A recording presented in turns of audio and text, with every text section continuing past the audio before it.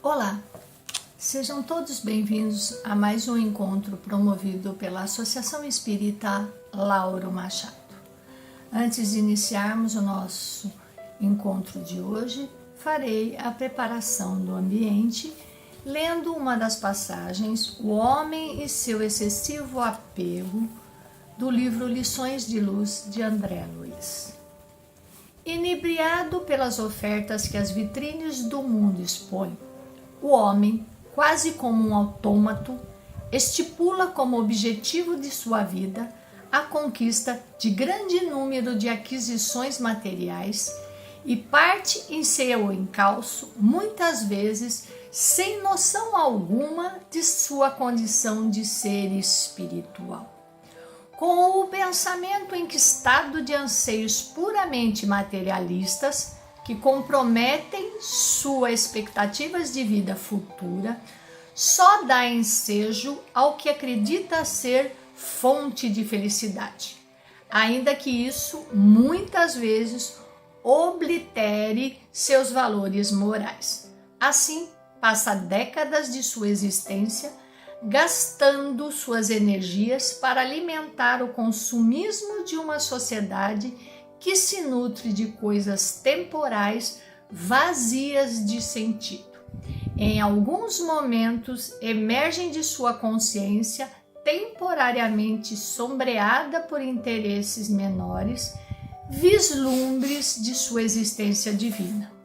Mas a eles não dá crédito, por não estar verdadeiramente ligado à sua natureza de filho bendito do Pai.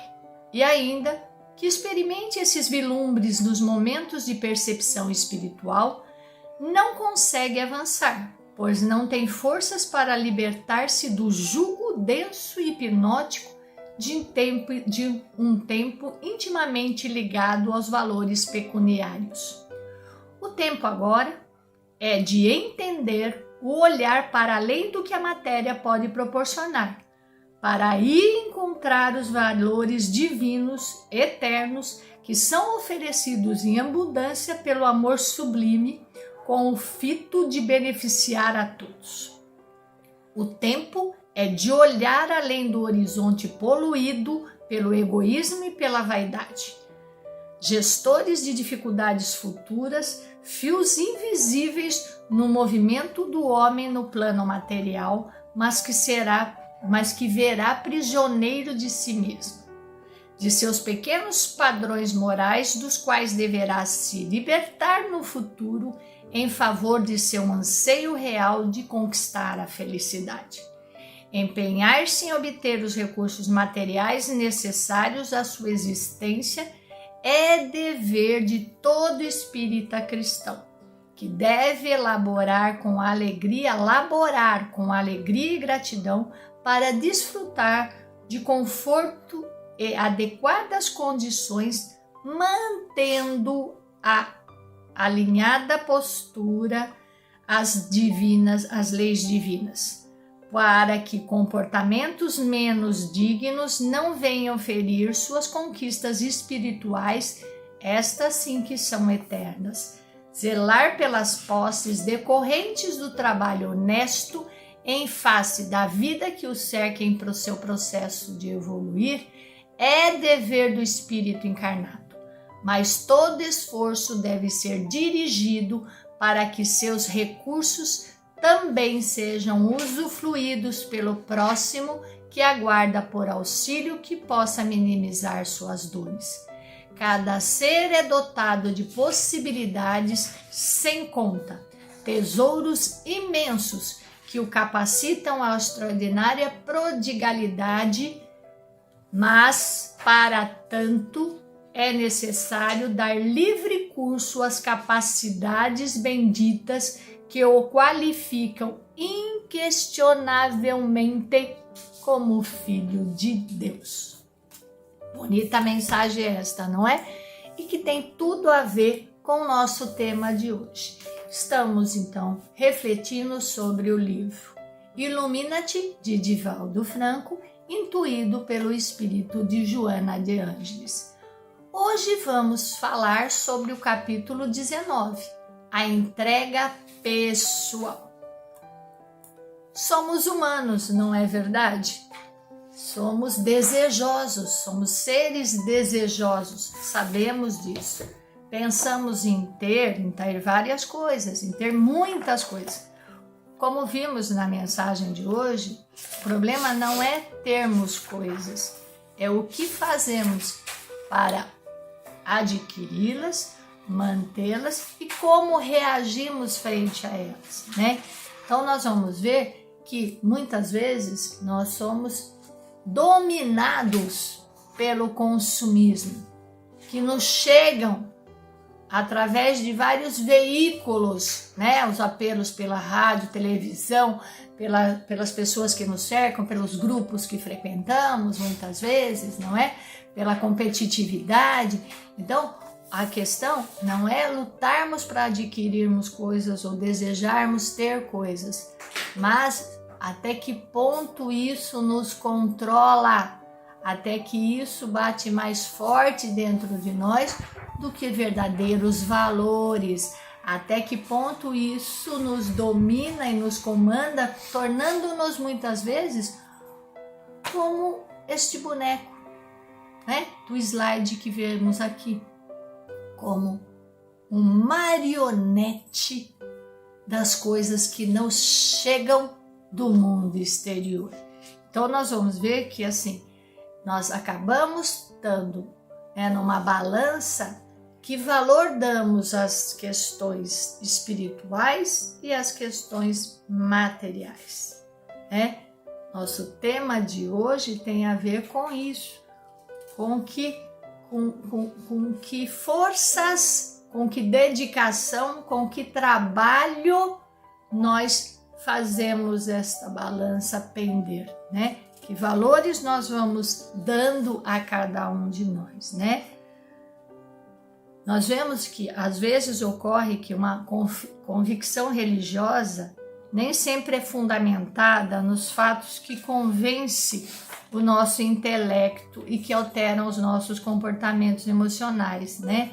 Então nós vamos ver que para ajudarmos nesta balança, né? Ajudarmos como fiel desta balança, a importância da crença religiosa, né?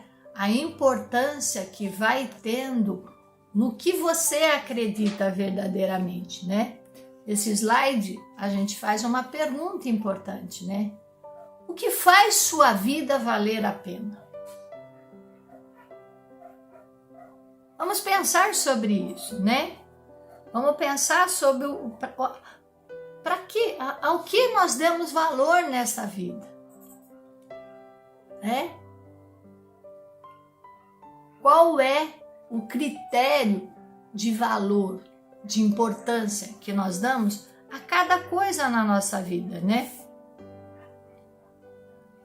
Muitas pessoas, elas ficam fascinadas, a princípio, né, pelas revelações espíritas, pela própria doutrina espírita, né? Parecem despertar para uma realidade desconhecida, né? Empenham-se em favor, né, dessa vivência, na divulgação dessa mensagem libertadora. Aqui, às vezes, eu me lembro da parábola do semeador, né? Onde cada um de nós é um terreno pedregoso, onde às vezes tem pouca terra, né? Por ter pouca terra, logo desabrochamos, né? Como esse fascínio aqui. Mas que frente a qualquer abalo, qualquer problema, qualquer dificuldade, a gente se pergunta onde está Deus, né? E como na parábola seca, né? E aí, para sermos terra fértil, solo fértil, é preciso que a gente, de fato, vá entendendo e vá transformando, né, a nossa vida em busca do nosso verdadeiro tesouro, né? De novo vem a pergunta: qual é o nosso verdadeiro tesouro? Eu me lembro de algumas passagens que falam, né? Nós só vamos levar conosco o que veio conosco. né? Veio conosco várias sementes, potencial de inteligência, de generosidade, né?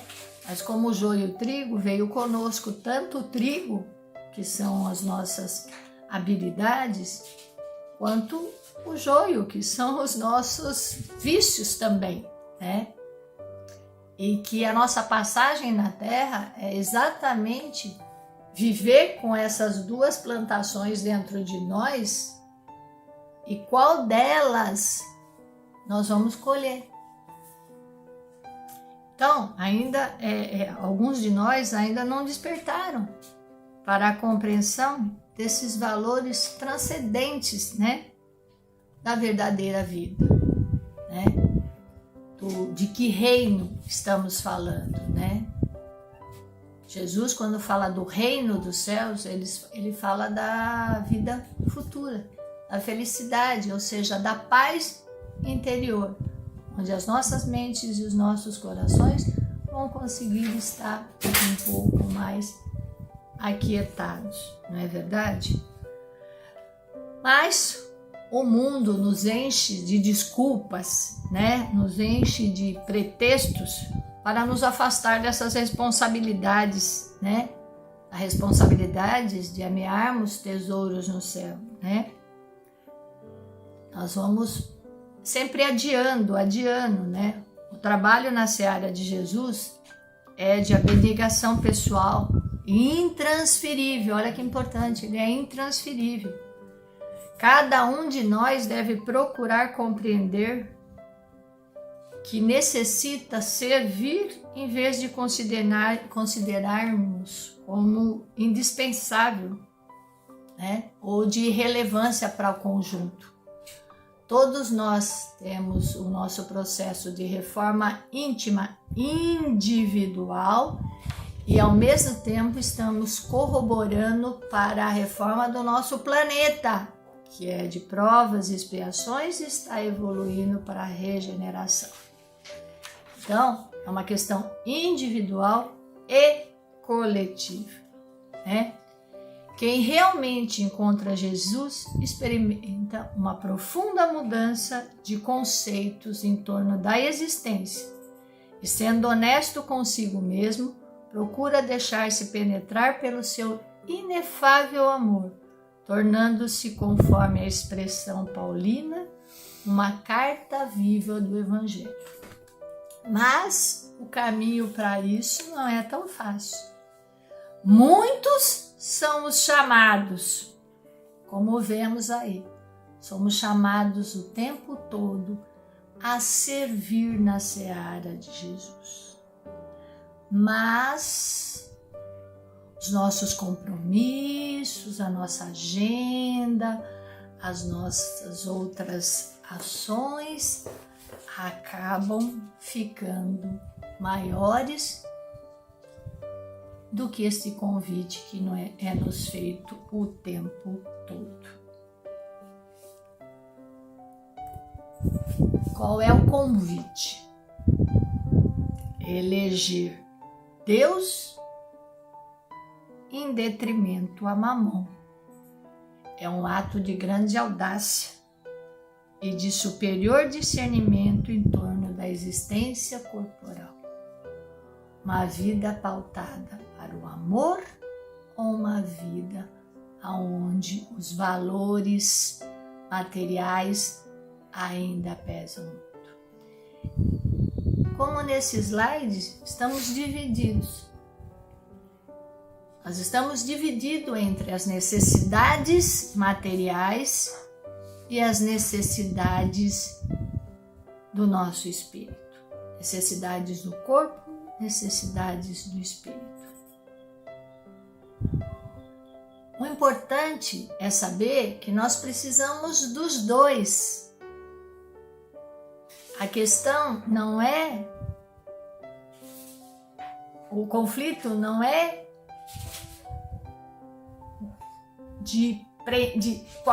o conflito é não deixar um ser maior que o outro. Ou talvez, se deixarmos o amor ser maior, tudo bem, é para isso que fomos criados. Agora, a dificuldade é que este aqui acaba pesando numa vida corpórea muito mais, né? As questões materiais acabam virando necessidades do momento que geram impulsos maiores do que um plano futuro. Manter isso em equilíbrio e ir trabalhando para que a balança do amor predomine no sentido de que ela pese mais, que ela seja mais forte dentro de nós, eis aí o nosso grande desafio. Quando entendemos que dessa vida não se leva a nada, nós vamos começar a dar valor às pessoas e não aos bens materiais. Nós vamos começar a ver que não existe só uma pessoa, só nós. Que não existe só os nossos, que muitas vezes é fonte do egoísmo. E que existem os outros, e que muitos dos outros precisam e se beneficiariam de nossas ajudas. Muitas vezes pequenas, disponíveis no dia a dia, mas que ainda não estamos conseguindo dar. Pessoas que não estão competindo com a gente. Pessoas das quais não desejamos ser maiores que elas. Portanto, lutar também contra o orgulho. Avançarmos no nosso processo de evolução.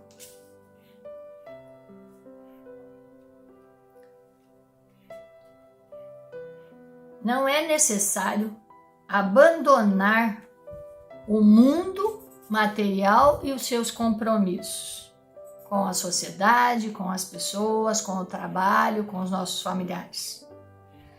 Pois esses são valiosíssimos instrumentos para o nosso progresso. Por isso que eles nos são dados. São talentos, são oportunidades. Mas, como a parábola dos talentos, devemos ter sabedoria para aprendermos a usá-los. Vamos lembrando que fugir dos enfrentamentos não nos faria bem.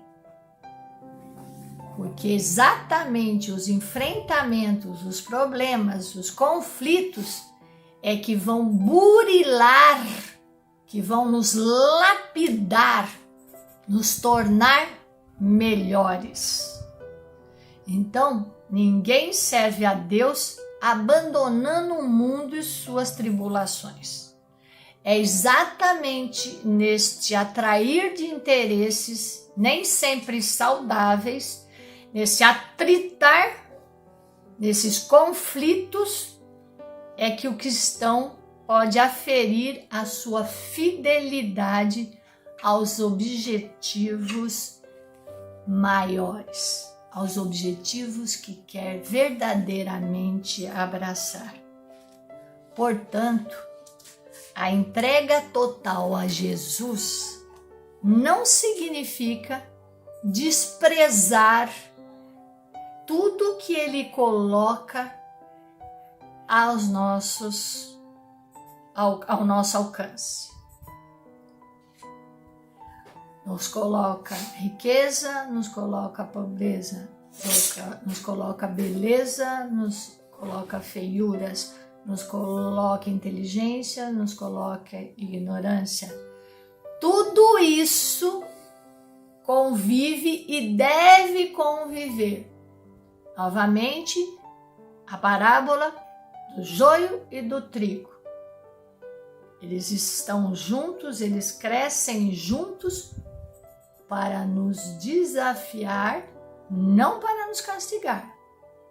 Eles são colocados juntos, o bem e o mal, para que possamos ser burilados, lapidados. Esta é a luta, esta é a reforma íntima. Podemos ir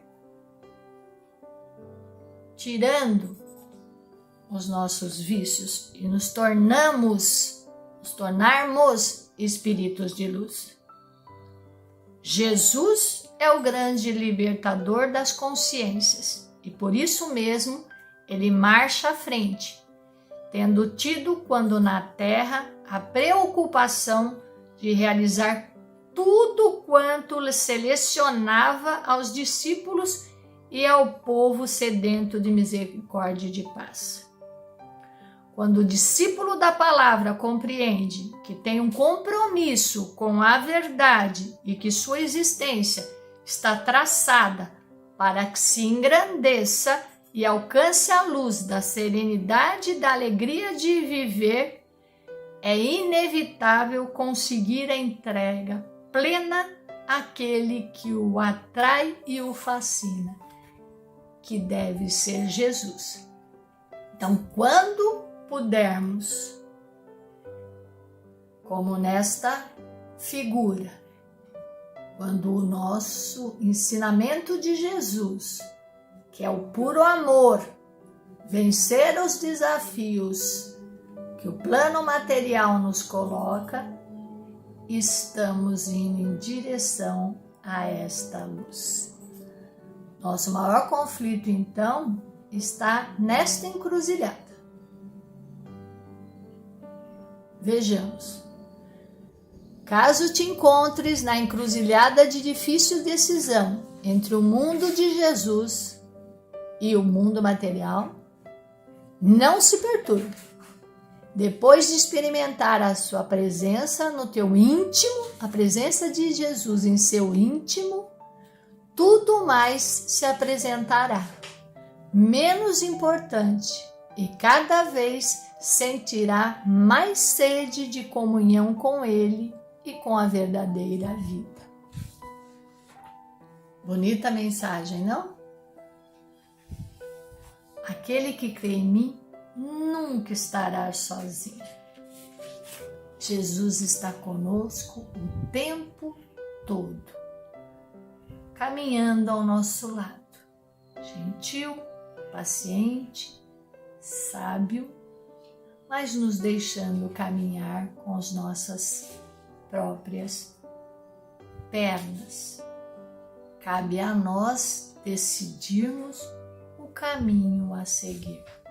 Cabe a nós escolhermos os nossos verdadeiros valores. A entrega é pessoal e intransferível. O prestar contas é individual. A obra é individual e coletiva. Façamos aqui as nossas reflexões sobre em que momento desta entrega estamos. Paro por aqui hoje, agradecendo ao meu mentor individual, ao mentor da Casa Lauro Machado, aos espíritos de luz que nos acompanham nesses momentos, solicitando a eles que sempre nos acompanhem, mais sabedores de que somos sempre respeitados. Fiquem em paz e que as bênçãos de Deus sempre estejam conosco. Que assim seja, graças a Deus.